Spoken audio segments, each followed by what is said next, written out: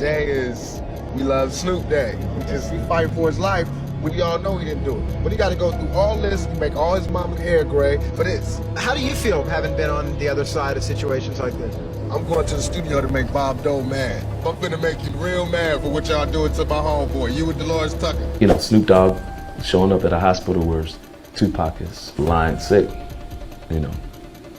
Where the picture's at. After Tupac passed away, everyone had an opinion about how he went. But the most bizarre thing is that it has taken 27 years for the facts to finally come to light. Tupac's death completely upended the rap business. With the arrest of Keef D on September 29th, the entire rap world believed this would be the end of it, and that we found Tupac's killer. Although this isn't the reality of the situation. Both Snoop Dogg and Diddy have been heavily linked, and it looks like Snoop could be brought down because of it. Now that Tupac has passed away on September 7, 1996, he was in Las Vegas, Nevada to attend the Bruce Seldon vs. Mike Tyson boxing bout at the MGM Grand Casino, as well as to commemorate the birthday of his business associate, Tracy Daniel Robinson. This was when the situation escalated. Someone in their group spotted Orlando Baby Lane Anderson, a Southside Compton, in the lobby where the match was being held. The person who spotted him accused him of accosting him in a mall and attempting to take his chain, which had a Death Row Records medallion on it. It looks like Baby Lane received the beating of his life that night.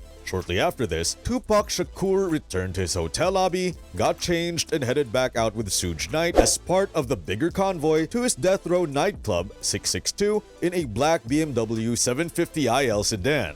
Then at around 11 p.m., they were shortly pulled over for being loud and obnoxious and the lack of license plates on the vehicle. Then shortly after this at 11:15 p.m. was when a white late model Cadillac automobile with 4 doors approached the BMW's passenger side. Shots were fired quickly into the car as a hand suddenly emerged from the window. Tupac was shot 4 times, twice in the chest, once in the thigh, once in the arm, and once in the right lung. Just shrapnels hit Suge Knight, and he even spoke about the night it happened months after. I still got the bullet in my head.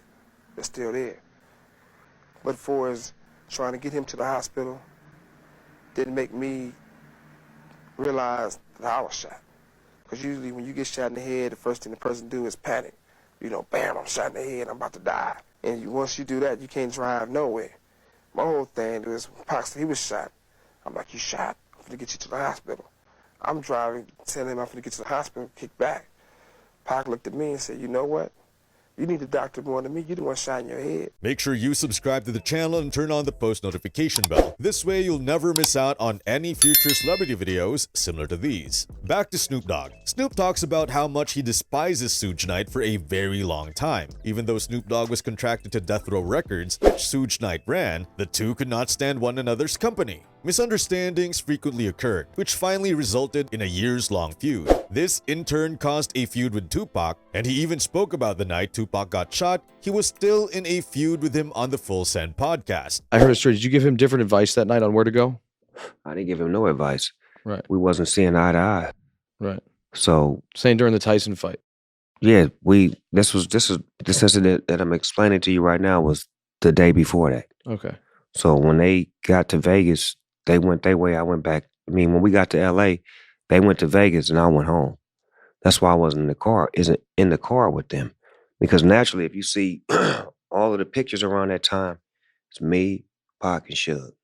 Everything is us three. After the New York trip, that's when it was just them two. Which is insane when you think about it, as imagine Snoop Dogg was in that car too. He could have easily been hit too, and not with us today. For a while now, fans have been split when it comes to the Snoop Dogg and the Tupac situation, with many popular posts like, Snoop basically matured. Tupac was behaving like a kid and wanted to get involved with all sorts of drama and got killed by it. Snoop was basically unloyal to the true side he was riding with. I think Snoop wanted all of them to be friends, but the way the beef went, he couldn't. And I think he wished it went different like he said they all used to. Snoop Dogg finally provided some insight into how the protracted battle ended in a 2016 interview with The Breakfast Club. Snoop Dogg talked about how he and Suge Knight had ended their years-long feud. When he was asked about how things were with and Knight, he had an irritated expression on his face and stated, "We real cool."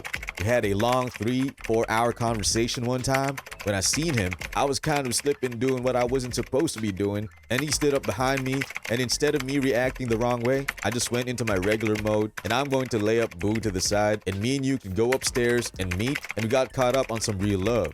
Snoop Dogg also mentioned that Tupac seemed to get special treatment from Suge Knight, most likely as he was the cash cow on the label, which Snoop found rather odd. He also stated had someone else been the CEO of Death Row Records at the time, things would have gone more smooth between him and Tupac. For those of you that may not already know, Suge Knight has managed to get a podcast from jail called Collect Call with Suge Knight, and in one of the episodes he went on to expose Snoop Dogg. For Snoop to say him and Michael Harris are doing something together as a team, that tells you a lot of, I'm disappointed in that motherfucker, because if it weren't for me, you'd still be in prison doing life. You turn around and you said you partners up with this dude, neither one of y'all got death row or bought death row or purchased death row. I spent $6 million on that case to make sure he didn't get life in prison. Every day Snoop went to trial and those guys had to come testify against him.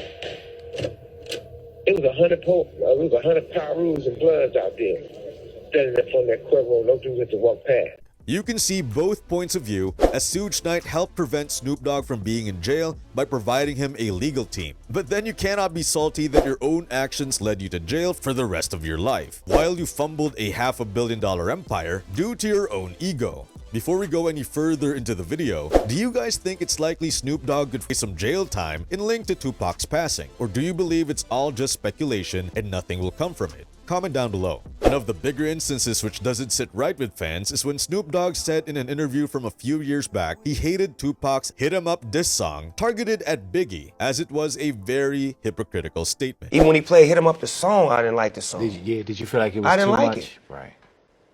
I didn't like it. Like, I didn't like the shit. Like, it wasn't like the shit to me. Like, it was you buying more problems, cuz.